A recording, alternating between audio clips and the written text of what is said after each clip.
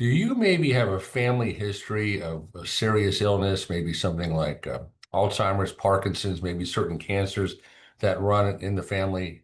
Well, if so, your estate plan needs to do more than just manage your assets. It needs to anticipate those future health challenges. So today in this video, I'm going to be covering some important key estate planning considerations for individuals with what are called genetic predispositions.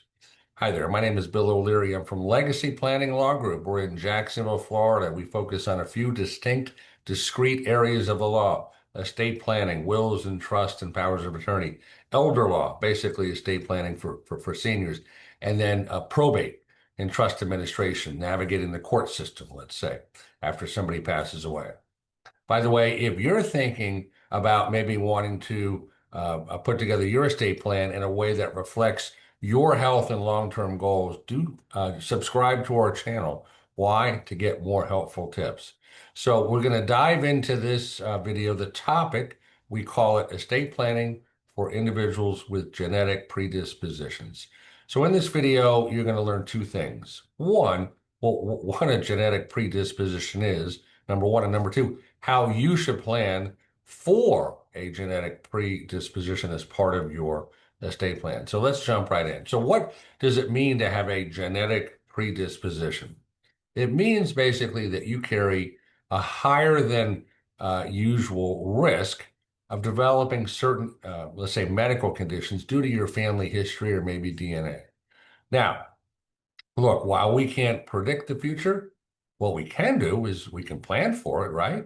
So the first step is to establish important, what are called incapacity legal documents. Things like a durable power of attorney, a financial power of attorney. So it ensures that you've named somebody that will have sort of all the legal authorization to help you manage your financial affairs if you can't. Next, have in place, very important, what's called a healthcare surrogate designation, sometimes called a healthcare proxy, healthcare power of attorney. It ensures that somebody is able to make medical decisions for you if you can't. Okay. And then a living will, very important. It spells out your preferences, your wishes for what kind of end of life medical care, medical treatment you want, if you're terminal, close to death, no hope of recovery, and so forth. And why that living will is so important is it has your wishes clear and in writing so your loved ones aren't having to guess what you would or would not want if, let's say, you can't speak for yourself. Next, very important, strongly consider setting up what's called a revocable living trust. This is going to ensure that after you pass away, that your estate will pass smoothly, quickly, and easily. There will be a smooth management of your assets, not only when you pass away, by the way, but also if you become incapacitated. Because without that, if you become incapacitated, it may be that the court system has to get involved to set up a guardianship. Somebody in the family may have to go off to court, pay all the attorney's fees, etc.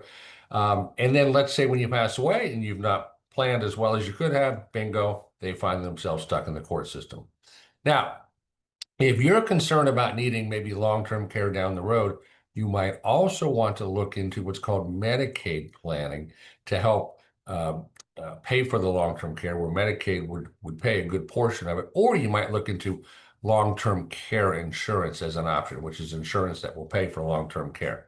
And you might want to look into these options before any diagnosis arises that might affect your eligibility to be able to qualify for Medicaid or that long-term care insurance.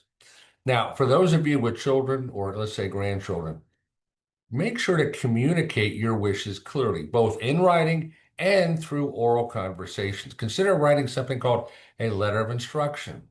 It may include sort of your medical history, personal values, maybe even give guidance on future care decisions.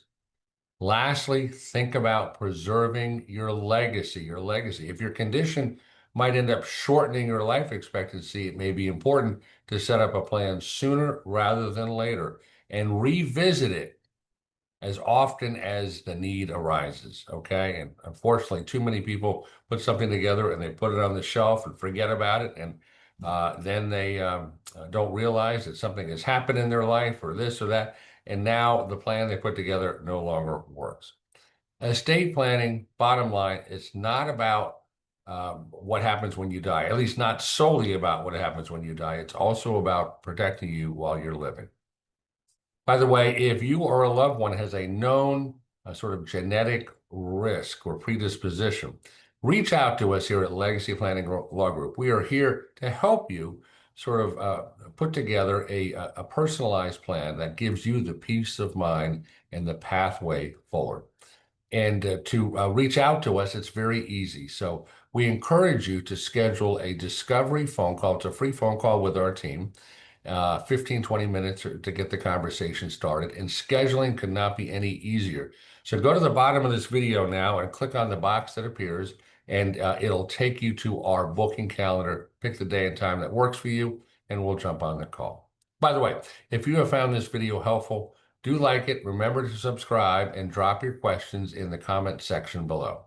So, Bill O'Leary, I'm going to sign off for now. Until we talk again, go make it a great day and a better world, and look forward to catching up with you on the next video.